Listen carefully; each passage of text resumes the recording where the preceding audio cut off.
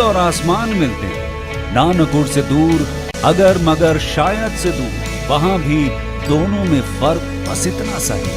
धरती और सातवें आसमान में फर्क बस इतना सा है। ये एक अंतर प्रेरणा है। ये हमारी, आपकी, हम सब की अंतर प्रेरणा है। एक कदम, एक छलांग, एक बाजी, एक गहरी सांस और एक ललकार खुली हवाओं में कि हाँ, मैं बना हूं उन फिजाओं के लिए, कि हाँ, मैं बना हूं उन ऊंचाइयों के लिए जो ऊंची तो बहुत हैं पर नामुमकिन भी नहीं, क्योंकि मुमकिन और नामुमकिन में बस इतना सा फर्क है। धूप छांव में फर्क बस इतना सा है। तो बस चलिए फ्रेंचाइज इंडिया के साथ ये फर्क मिटा देते हैं। Franchise India. Friends, a very good morning to all of you, and I welcome you all on today's webinar. I'll request all of you to make this session interactive. And before we get started, I'll set the perspective and on the 30 minutes webinar that we're going to conduct. And we'll talk about Franchise India, our company. We'll talk about the opportunity of franchising at large. And most important, we'll talk about also the assessment tools which every single business buyer, aspiring entrepreneur, or aspiring franchisee must undertake before they decide to invest in a business. I'll also request, if you have any questions that you want to ask, you can use the Q&A that you all see at the bottom of your screen. I'll be happy to answer any questions that you have on any specific industry or any specific opportunity brand that you're currently discussing. And also, I'll request, I see friends who've joined from across the country. I'd also like to take this opportunity to invite all of you for a very big show that we are conducting this weekend in Hyderabad, which is 8th and 9th, Saturday and Sunday. It is happening at High Tech City in Hyderabad. We have close to about 400 companies across the country and international brands who are coming and representing their franchise opportunity in this show. And we expect almost about 10,000 people who are coming across South of India to attend this show. And if you need any further information, you can reach on the hotline number, or you can also reach on the email ID, which I'll shortly put in the chat box, which you can take a look at. So friends, again, welcome. And like I said, this webinar is about taking a very important decision in your lifetime, which may be only once in your life, unlike many other decisions, including many investment decisions that you may take more than once in your life. And this decision is about starting your own business. So at Franchise India, we have been working with aspiring entrepreneurs and business owners to help them in the most important decision of this. And we have been working for the last 27 years. And this session, like I said, is how to successfully start your own business. And more importantly, I would say how to select the right opportunity and sustain over a period of time.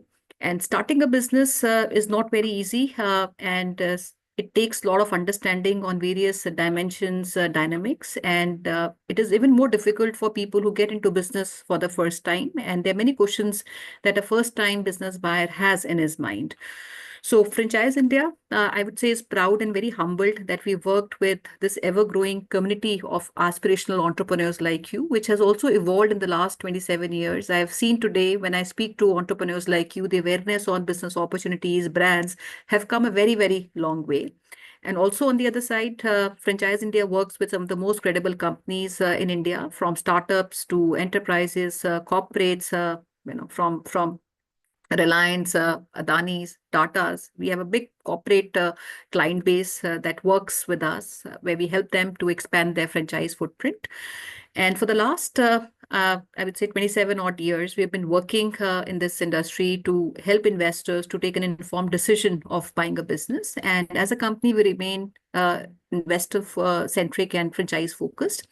So we also look at a lot of trends, which are mega trends in international markets. And our team at Franchise India also continuously reaches out to companies and also concepts in the Indian market and also from the international global markets, which are demanded by our investor base of aspiring entrepreneurs. And this year alone, which is 24-25, we have introduced approximately 100 international brands to the Indian market. And these are companies which are coming to India for the very first time. And happy to share, we have already closed almost 20 such international market entries in the last 6 odd months. So as a prime mover in the franchise ecosystem, I would say that we have built a very strong equity, which with a large community of business buyers who engage through all the platforms of Franchise India, take advice before investing in any business opportunity. And also, as a company, we offer a very strong proposition to companies where we offer 360-degree solutions, from making them even franchise ready to expanding their footprint, and also executing nearly 1,000 market entries we have executed in the last 27 odd years. And franchising, we all know, it creates a lot of intelligent synergies because it is the combined strength of a franchisor, the owner of the company, the brand, and also a franchise partner like you, who brings and collaborates with each other to make the business sustainable. Franchising cuts across every industry, and we all would agree we have seen successful franchise companies across all sectors. Hence, I would say every business is good, but you as an entrepreneur, you as an investor must find your own fitment of what is right for you. And this again is based on a very inclusive, a very integrated approach where we also advise, and that's how we also work with our investors, which integrates your interest, your experience, the finances which you want to invest, the time that you have to put in the business, the risk appetite which you have as an investor. And as we do that, the companies, franchisors, they're also finding their own fitment to ensure that they are partnering with the right qualified partner, which is important because it directly impacts their business, the brand image, and the goodwill. So there are also a few requirements which are taken into consideration by companies, which includes the time involvement, the experience. Some businesses require certain management experience in the same industry. So all that is something which companies also consider when they select a right partner. Right. So I'll talk a little bit on franchising, and then I'll talk about the 5 assessment tools which any business buyer must undertake before investing in any opportunity. But before I go there, I'll request all of you, if you can also share a bit about you, and some of the things which I like to understand and ask you is, first and foremost, to make it easy, if you're already running any form of business, whether that's your own business or a franchise business, you can put that already running a franchise or maybe your own business. Second, if you are a first-time business buyer, I would also like to know how many of you have not yet experienced running a business. Third is your area of interest, which means your industry that you are looking to consider. And this can be as narrowed down. So if you say, even if it is retail, you can mention it's a footwear or a fashion brand or a jewelry brand. So any specific industry you're looking at, and any specific even category in that industry you're looking to explore, you can mention that. And fourth would be your city of interest. Which city are you looking to invest in the opportunity? So these are 4 things. I'll request friends, if you can put that in the Q&A box you see in the bottom of the screen. And while you do that, I'll also, maybe because it will help all your peers who have also joined in, any questions that you have, please write these questions. I'll also read these questions in the interest of everyone who has joined in. So just to get started on franchising, how big is franchising is something which is very, very important to be understood, because anyone who's entering any business or industry, there is the first thought which comes in anybody's mind is, how big is that industry? Is it going to be relevant in the times to come? And how is it going to sustain? So I'll reflect upon and understand how franchising and entrepreneurship has also evolved over the years, and where it looks like heading, I would say, in the next 10 odd years. So when we look at India as a market, India is a very big impact market when it comes to franchising. And the largest market in the world in franchising is America. India today is the second largest market in the world. And we have in India very strong economic fundamentals of domestic consumption. And this is where a larger growth of franchising is coming in. In our own experience of being in the industry for the last 27 years, we have seen a 4-fold growth in the last 20 odd years. But what it looks like in the 10x, in the next 10 years, is almost 10x of the overall opportunity, which is looking forward to grow at a rate of about 30 odd percent.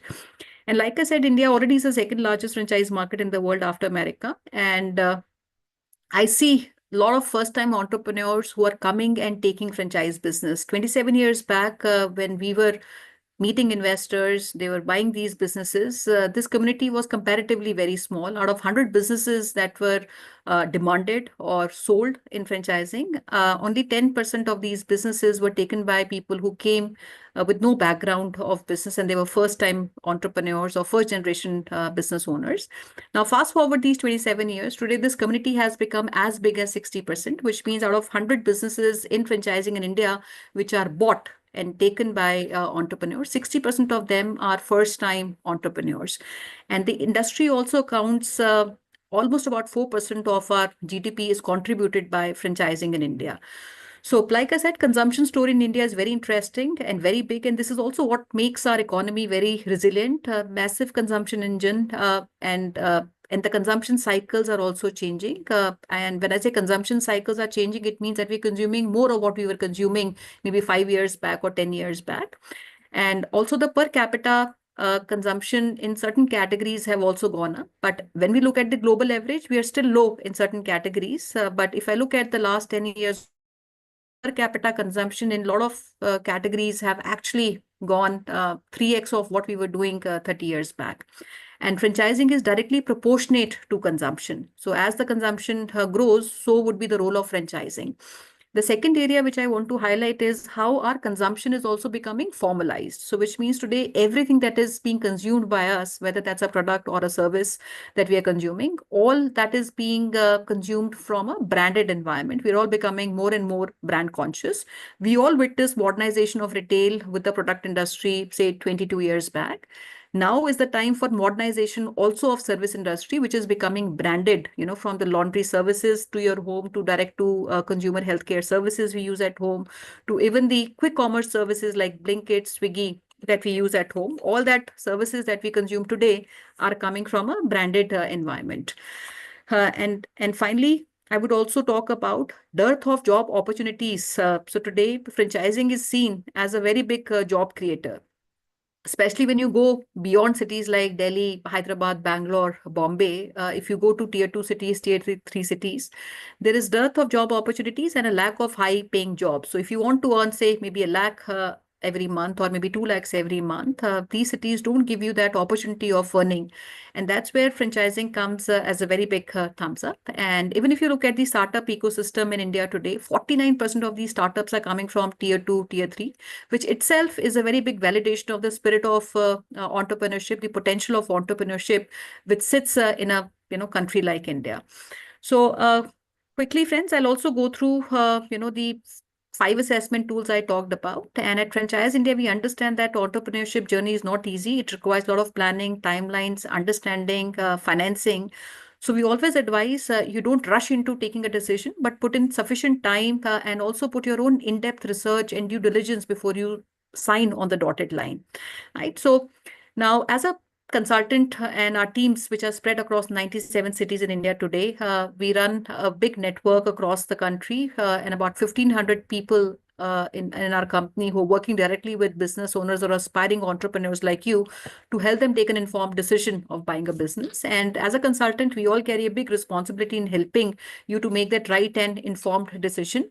So while we also understand sometimes it is very difficult to bring absolute accuracy in the perfect fitment in terms of the choice of the brand, the expectations that you have on the ROI, the commercial terms, but with carefully created methodology of Franchise India, we are able to bring in one of the best possible matches any particular business owner, franchise partner, aspiring entrepreneur wishes to take, where we do a very holistic approach, which takes into consideration how the industry is growing, what is the return on the investment, the longevity of the business, which is very important, which means how long can I, as a business owner, continue to make money on the investment I have done, and the performance of that particular brand in the past few years. More important that we put a lot of emphasis is how to reduce the risk in the investment, right? Which is a very big emphasis that we put as advisor, which comes with a mix of your capex planning, your operational expense forecast, competition analysis, the support that you got from the company, and legal terms, including the exit terms in the agreement. So all that is something that our company and our consultant works very closely with any business buyer.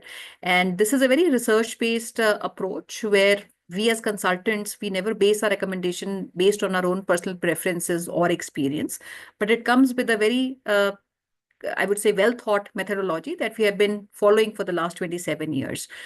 So, we always advise anybody who's looking to start a business, there are five assessment tools that you should consider. And these five assessment tools are very important. And I would recommend you spend at least 30 to 45 days doing this assessment before you even start meeting companies.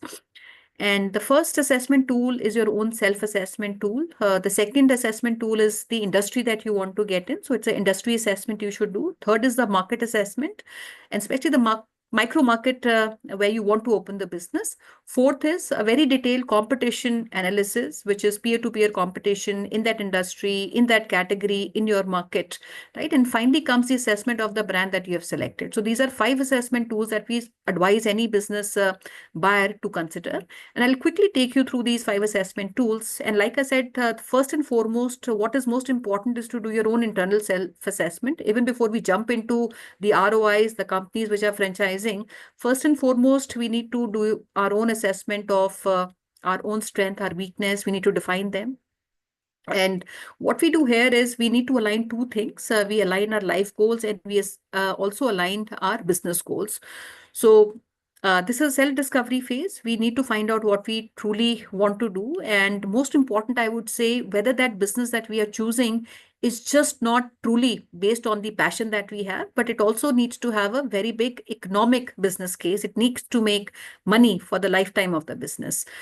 So what we do here is two things. And I say, any investment asset that you're looking to invest in comes with three fundamental goals, right? So safety is one goal. I want my investment to be safe. Second is want my investment to generate some income. And third is I'm looking at a very big scale, right? So these are the only three different asset classes and the goals in which your investment can be categorized. So when I say safety is my financial goal, so most of the investments that we as investors, entrepreneurs make also reflect your risk appetite. So any investment in business or otherwise, whether that's a passive investment or a active investment. And just to clarify, all the investments that you make in franchise businesses are active investments because it requires a lot of your time to be involved in the business. So if you're looking at something which is, a business which is securing your safety, which comes with maybe comparatively low risk, even the returns on these investments are comparatively low. Income-centric opportunities would give you moderate risk and moderate returns, and growth-centric opportunities would give you high returns and high risk also involvement. The second area which I like to talk about is the capital, which means how much capital are you bringing to invest in the business. We always advise anyone who looking to invest in the business to avoid too much of leverage. And the thumb rule that we follow is 50-50. So if you're looking to invest in any business, minimum equity that you should bring in at least 50% of your own investment, and 50 can be a soft loan that you can take. But if your investment is less than, I would say, 35-40 lakhs, then I personally suggest that 70% apna equity you should bring in the business, and 30% can be a soft loan that you can take, because the biggest reason for business failure is lack of financial management. That is the biggest cause for businesses globally. So how are you funding your business? How much debt you're bringing in? How much equity you're bringing in? So how you want to finance the business is something which is very, very important, because especially for the first time business buyer, I recommend that you should be a little conservative when you look at how you funding your business. The second area is the industry assessment, and a couple of things which I would like to highlight when you look at any industry and choice of industry you want to get in is to look at how big is the total addressable market, which means if I have a big addressable market, my opportunity size can be big. But at the same time, we also need to see, is it overcrowded? Do we already have a lot of players trying to give what we are trying to give as a solution? Is it a commoditized industry that I'm getting in? You as a business owner, can you have the first mover advantage to run and operate that business in your market? So these are some things you look at. We look at the overall opportunity size. Second is the growth prospect of a business. When we look at investment, it is always looking at a horizon of, say, few years, which is upwards of 5 years. So any business opportunity has to be relevant for the future, and we call that future fit opportunities, which continues to give you return and the relevancy of that category or that industry in the times to come. So at least I would say 5 to 10 years is the minimum horizon that should be considered when you look at opportunities to remain relevant and sustainable. And then comes your market assessment. What is the go-to market for the brand that you have chosen? And here, a couple of things again that you need to focus and understand is first and foremost, at what stage is that business at? Today, with a lot of companies coming in, they choose to grow and have a different approach to finding new partners in different territories based on the stage of business that they are in currently. From a startup stage to a growth stage to a scale stage, companies follow different strategies of partnership. So, at what stage the company is currently in? And second is a little bit on the industry, which means is the industry new? So industries like EV, we're still, at initial stage now, but at what stage the industry is, because the receptiveness of certain categories which are new would be very different to different markets, right? So at what stage is the businesses and maybe the stage of that industry where the businesses are surfacing. That's very important to be understood. And the second area is to understand the regulations on that industry, which could be your drug license policy if you're opening a bar or a lounge. What are the drug license policies of your state? Liquor license policies for your state. And similarly, even if you want to open a pharmacy shop, what are the drug license policies which are recommended by your state? Because these regulations are both a center and a state subject. So it's important to understand what these regulations actually tell you. And the third area is to find a real estate. And that's very, very important. Now, the thumb rule, again, that we follow when we advise our investors to look for a real estate is find the competition in the market. So, which means if you've selected, for example, a salon business to start with, you need to look at maybe the market, your micro market, and look at which are the top competitors who are operating in that market. And out of maybe there are 20 odd locations where you see maybe the top three competition in that category are operating. Out of these 20 spots which are operating in your market, which are the 2 or 3 locations where their performance is best? So that becomes very easy because if you open next to the competition where they have highest throughput and efficiencies, your probability of opening the business and sustainability of the business becomes very, very strong. And then comes your competition assessment, where we also do a competition with other peers in the industry. So what advantage do I have of a business that I've selected versus the competition in the market? And companies can have a different approach, right? Some companies which are startups or new to certain markets, they have a very strong go-to market support which they give to their partners. So what is that support they're giving to their partners is something we understand. The typical, I would say, performance of a brand in your market, how well they're penetrated in the market. That is second area you need to maybe check with these companies, where we also work with every investor to help them also identify the competition, the performance of the competition, the support structure from the competition. And then comes your offering and product differentiation, right? So is there a differentiated offering by the company? And this offering can be in form of services, it can be in form of product which these companies are supplying in the market, or I would say even technology, which is creating a very big product differentiation today in the market. So what is the differentiation on product or service which are offered by the competition in the market? All these become your important criterias to be considered when you do a competitive assessment of that particular category in the market. And finally comes the assessment of the company. Now that you have zeroed down on the brand that you want to go and sign off. And there are few things again which are important for you to understand. And not all franchisors are same. So you as a business owner and we also along with you as consultants, we work with you to research these opportunities. And you have to know everything you can about the franchisor, which includes even things such as how long the company has been in the business, what is the average success rate of their franchise partners, and some of the new companies might not have a very big network of franchisees, but if they have their company operated stores which are running in the territory, how long these businesses have been running and how long the franchisees stay on an average with the company. So these things will help you reflect the strength of the company, the people who are behind, how they support their franchisees, which are very, very important to know. And the other areas, when you look at identifying the strength of the company, also includes and the business model also includes how perfected are their systems and processes. So when companies start scaling and start growing and then eventually start scaling, they need to be more and more process oriented, which means standardization and sustainability is the key for becoming successful in a franchise business. Because more standardization I have, operational efficiencies in the business would improve.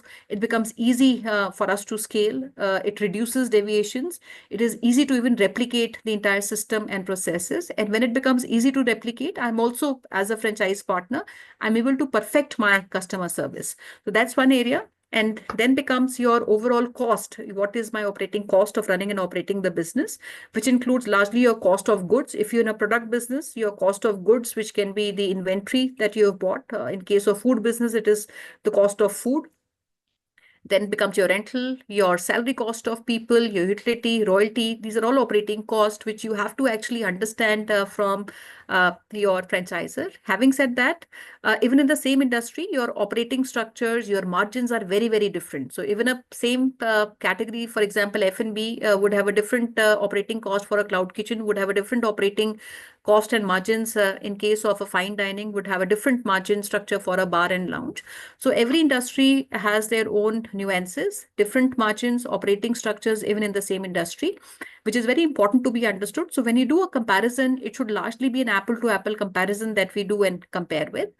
And then comes the legal terms that you sign with the company, because in India, we don't have laws, so to say, on franchising. So everything that becomes a binding between both the partners is the contract that you and the franchisor signs with you. So in India, we work on a British contract. So what is the agreement clauses talk about? How is the conflict resolution defined in the agreement? And what are the exit clauses for reasons you're not able to continue the business? How is the exit defined in the agreement? There are many agreements I see sometimes coming from the companies where the exit in the agreement is not even defined. So when we look at agreement, we need to ensure that all the mandatory clauses, which is a support structure, your conflict resolution, your, I would say, even the exit has to be clearly defined in the agreement. And finally comes your training and support structure for marketing, which the companies offer you. And companies normally conduct 7 days to about 15 days of training, which can be conducted also at site where you're operating and also at the head office of these companies.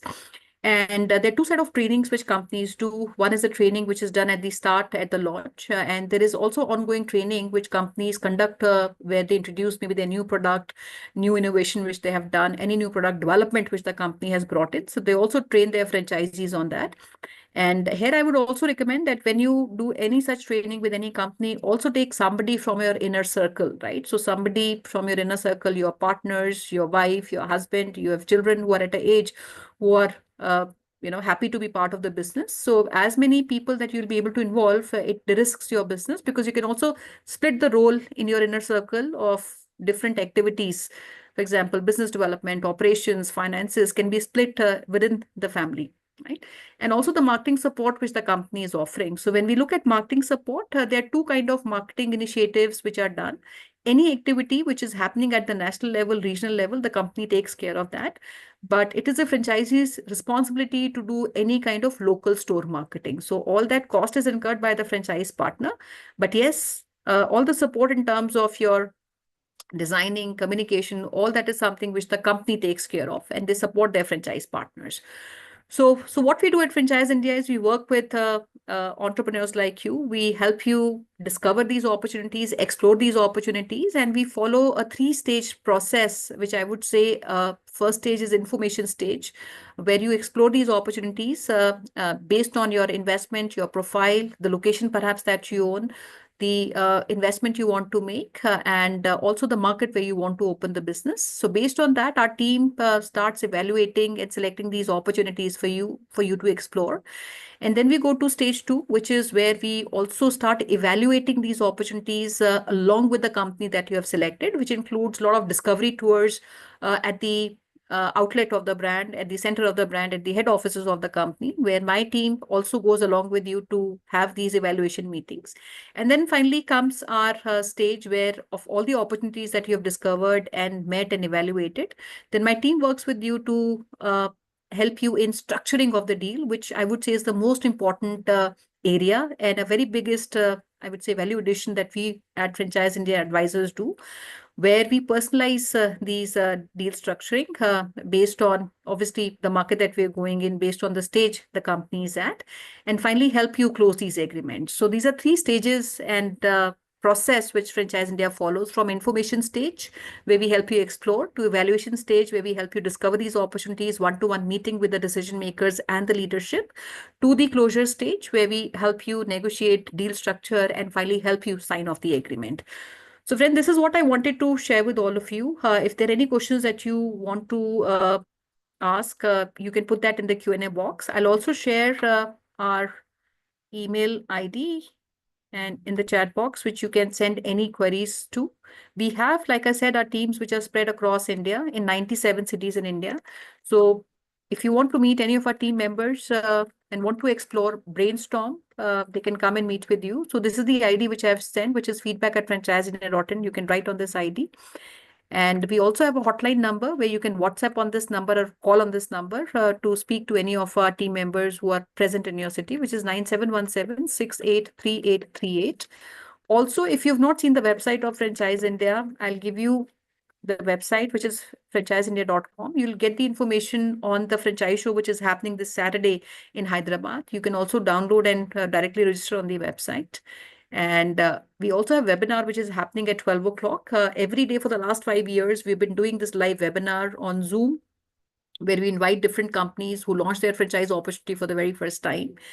And even if you're not exploring an opportunity in that particular industry or segment, but I still advise all our business buyers to at least understand and be educated and be informed so that you are able to ask the right questions. So I'll quickly share with you our webinar, which is happening at 12 o'clock, which is a company called Razo.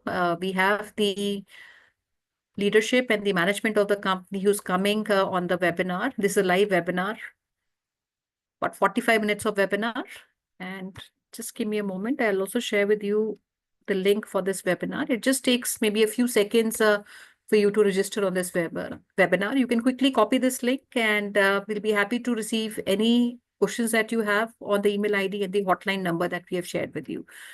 So thank you, friends, for being with us. Have a great day ahead.